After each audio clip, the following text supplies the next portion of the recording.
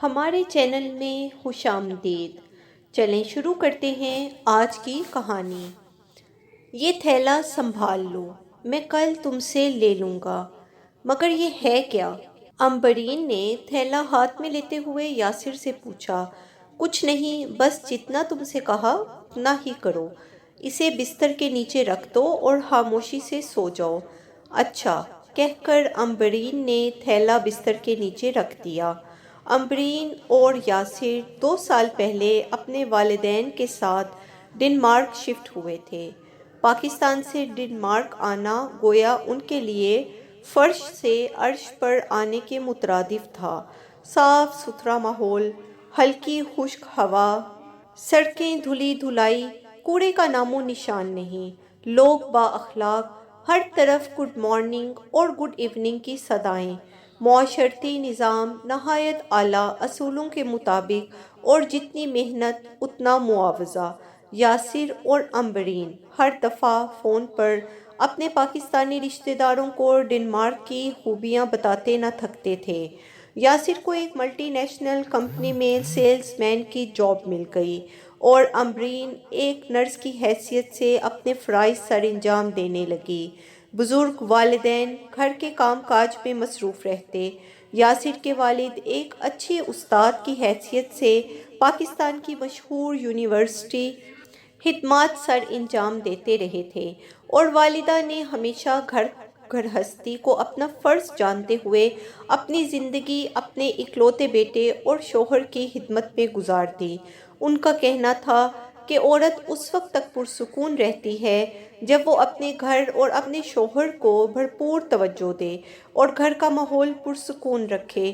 یاسر کو اچھے اسکول میں پڑھایا، اس کی ہر خواہش کو پورا کرنے کی کوشش کی گئی۔ وسائل اگرچہ بہت زیادہ نہیں تھے، مگر خوش و خرم زندگی گزر رہی تھی۔ وقت کا دھارا بہتا گیا اور یاسر شادی کی عمر کو پہنچ گیا۔ پڑھائی مکمل ہو چکی تھی۔ اس نے فزکس میں ماسٹرز کیا تھا۔ نوکری کی تلاش میں تھا کہ اللہ تعالیٰ نے امبرین کو اس کے دل اور گھر کی بہار بنا کر اس کی زندگی میں داخل کر دیا۔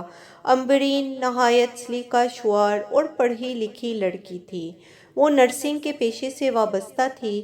شادی کے بعد اس نے اپنے اس پیشے کو جاری رکھا۔ اس کا کہنا تھا کہ زندگی کا کوئی نہ کوئی مقصد ضرور ہونا چاہیے، اور وہ انسانیت کی خدمت کو اپنا مقصد سمجھتی تھی۔ وہ صبح صبح ہی ہسپتال چلی جاتی اور رات کو واپس آتی۔ پہلے پہل تو یاسر کو اچھا نہ لگا، مگر کیونکہ ابھی وہ بے روزگار تھا اس لیے خاموش رہا۔ آہستہ آہستہ سب ہی اس روٹین کے عادی ہو گئے۔ یاسر نے نوکری تلاش کرنے کی بہت کوشش کی، مگر کہیں نہ مل سکی۔ وہ صبح ہی اپنے سرٹیفکیٹ اور ڈگریاں لے کر گھر سے نکلتا اور رات کو مایوس گھر واپس آتا۔ شب و روز گزرتے گئے اور یوں 1 سال بیت گیا۔ یاسر کے والد اب پینشن کی رقم سے گھر کے اخراجات پورے کر رہے تھے، اور امبرین کی تنخواہ سے یاسر اور امبرین اپنی زندگی کی گاڑی کھینچ رہے تھے۔ آخر ایک دن تنگ آ کر یاسر نے اپنے والد سے کہا کہ کیوں نہ گاؤں والی زمین بیچ کر ہم ڈنمارک چلے جائیں۔ وہ زمین بالکل بیکار پڑی ہے، نہ کوئی کاشتکاری ہوتی ہے اور نہ ہی گاؤں جانے کا ہمارا کوئی ارادہ ہے۔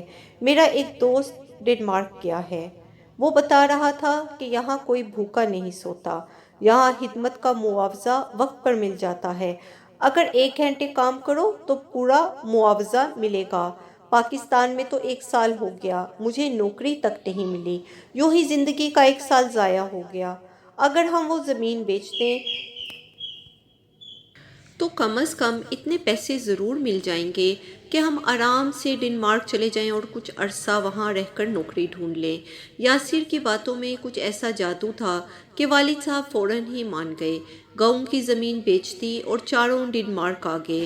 کچھ تگ و دو کے بعد یاسر بھی برسر روزگار ہو گیا اور امبرین بھی۔ دونوں صبح صبح کام پر نکل جاتے اور رات گئے واپس آتے۔ یاسر کے والد گھر کا سودا سلف لے آتے اور والدہ کھانا بنا لیتی۔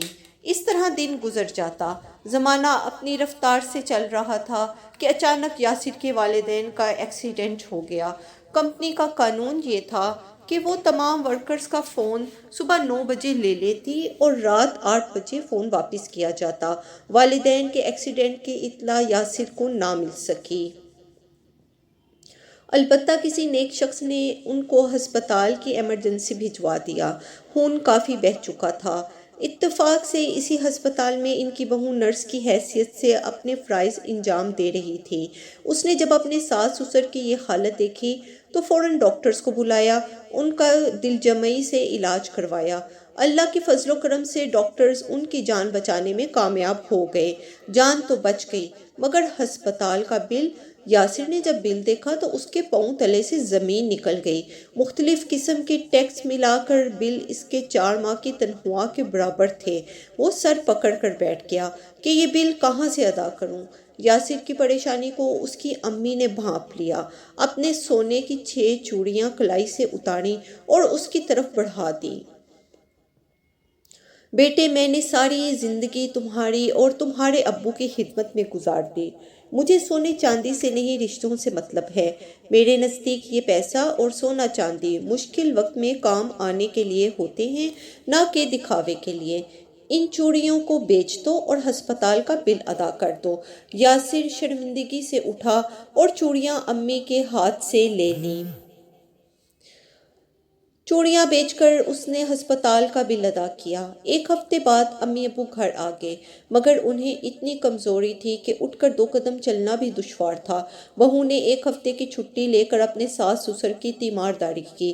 اچھی خوراک اور بھرپور توجہ سے وہ جلد صحت یاب ہو گئے، مگر ابو باتوں کو بھولنے لگے۔ کبھی اپنا چشمہ رکھ کر بھول جاتے تو کبھی اخبار، کبھی یہ بھول جاتے کہ کھانا کھایا یا نہیں، اور کبھی نماز پڑھنا ہی بھول جاتے۔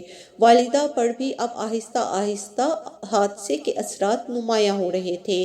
اب وہ پہلے جیسی باہمت خاتون نہیں رہی تھیں، جلد تھک جاتیں۔ اگرچہ بہو انہیں ملٹی وٹامن باقاعدگی سے دے رہی تھی، مگر بڑھاپا تو ہے ہی۔ نرا سیاپا ہفتے کی چھٹی مکمل ہوئی۔ اب بیٹا اور بہو جو صبح نکلتے تو رات کو گھر واپس آتے۔ سارا دن دونوں بزرگ گھر میں اداس بیٹھے رہتے، نہ کہیں آنا نہ جانا، گھر کاٹ کھانے کو دوڑتا۔ بس خوبصورت نظاروں کو کھڑکی سے دیکھتے رہتے اور کبھی کبھار باہر چہل قدمی کر لیتے۔ زندگی ان دونوں کے لیے بہت مختصر ہو کر رہ گئی تھی۔ آئے دن بڑھتے ہوئے ٹیکسوں کے بوجھ تلے بہو بیٹا اتنے پس چکے تھے کہ انہیں 2 جگہ کام کرنا پڑتا تھا، پھر بھی گزارا مشکل سے ہوتا۔ والدین کی دوائیوں کا خرچہ، مکان کا کرایہ، گھر کا خرچہ اور ٹیکسوں کا بے پناہ بوجھ الگ۔ ابھی تو بچے بھی نہ تھے، ورنہ بچوں کو بوجھ کیسے اٹھاتے۔ اور پھر ایک دن ان دونوں کا آپس میں جھگڑا ہو گیا۔ سارا دن کام کر کے تھکن سے چور ہو جاتی ہوں، تم امی ابو کا خیال رکھا کرو، یہ میری ذمہ داری نہیں ہے، امبرین نے ناگواری سے کہا۔ تو میں کون سا فارغ بیٹھا رہتا ہوں، مشین کی طرح کام کرتا ہوں تو یہ چند کرونے ہاتھ آتے ہیں۔ ڈنمارک کی کرنسی کرونا ہے۔ یاسر کی آواز کمرے سے باہر آ رہی تھی۔ گھر کے کام، سودا سلف لانا، کھانے پکانے میں تمہاری مدد کرنا، ابو امی کی دوائیاں لانا، کیا میں یہ سب کام نہیں کرتا؟ میں بھی تو انسان ہوں، میں بھی تھک جاتا ہوں۔ امی ابو تو نہ جانے کب ٹھیک ہوں گے، اگر ان کا ایکسیڈنٹ نہ ہوا ہوتا تو وہ کچھ مدد کر دیتے۔ میں تو خود اب تنگ آ گیا ہوں، یاسر نے چڑھتے ہوئے کہا۔ مگر یہ تمہاری ضد تھی کہ ڈنمارک آنا ہے، تمہیں یہاں کے عیش آرام نظر آ رہے تھے، مشکلات نہیں۔ اب فیصلہ کر لیا تو بھگتو۔ امبرین نے دن بھر کی تھکن غصے کی صورت میں اتارتے ہوئے کہا۔ یاسر کا ہاتھ ہوا میں اٹھا، مگر وہ اپنے اوپر قابو پا کر کمرے سے باہر نکل گیا۔ اور پھر یوں ہوا کہ رات کو امی ابو سوئے تو صبح نہ اٹھ سکے۔ وہ اپنے حصے کے خرچ کا بوجھ اب مزید اپنی اولاد پر نہیں ڈالنا چاہتے تھے۔ اللہ تعالیٰ نے آسانی کا معاملہ کیا۔ صبح جب یاسر اور امبرین کمرے میں آئے تو یہ پریشان کن منظر دیکھ کر ایک لمحے کے لیے اسے کوئی برا خواب سمجھے، مگر یہی حقیقت تھی۔ فوراً ایمبولینس کو فون کیا، ہسپتال لے جایا گیا، مگر ڈاکٹرز نے جواب دے دیا۔ میتوں کو ہسپتال کے سردخانے میں رکھوا دیا گیا، کیونکہ ابھی 1 ہفتے کا کام کمپنی کا باقی تھا۔ اتنی فرصت نہ یاسر کو تھی نہ امبرین کو کہ وہ ان کے دفنانے کا انتظام کرتے۔ ہفتے کے بعد یاسر نے میتیں سردخانے سے لیں۔ اب ایک بڑا مرحلہ ان کو دفنانے کا تھا۔ دفنانے کے لیے جو قبرستان تھا اس کے لیے بے پناہ ٹیکس دینے پڑتے، جگہ بھی پہلے ہی سے منظور کروانی پڑتی۔ اتنے وسائل اس کے پاس نہیں تھے۔ وہ پریشانی کے عالم میں سوچ رہا تھا کہ کیا کرے۔ اچانک اسے اپنے ایک ہندو دوست کا خیال آیا۔ اس نے اپنے دوست کو فون کیا۔ اس نے یاسر کو ایک مشورہ دیا، بہترین مشورہ، اور فون بند ہو گیا۔ شام کو وہ ایک تھیلا لے کر گھر پہنچا، امبرین کو دیا۔ اس نے تھیلا بستر کے نیچے رکھ دیا۔ صبح جب وہ چہل قدمی کے لیے نکلا تو وہ تھیلا ساتھ لے گیا۔ پھر زمین کھود کر ساری راکھ زمین میں دبا دی۔ اب اسے کوئی ٹیکس نہیں دینا پڑے گا۔ وہ پلٹا۔ راکھ تو دفنا چکا تھا، مگر اپنے ضمیر کے بوجھ تلے وہ خود دب کر رہ گیا۔ اس کے قدم من بھڑکے ہو گئے۔ احساس ندامت اس کی ہڈیوں کو راکھ میں تبدیل کر رہا تھا۔ آپ کو ہماری کہانیاں پسند آئیں تو سبسکرائب کرنا مت بھولیے گا۔ چینل کو سبسکرائب کیجیے اور لائک کیجیے، اور اپنی قیمتی رائے کا اظہار کمنٹس میں ضرور کیجیے۔ شکریہ۔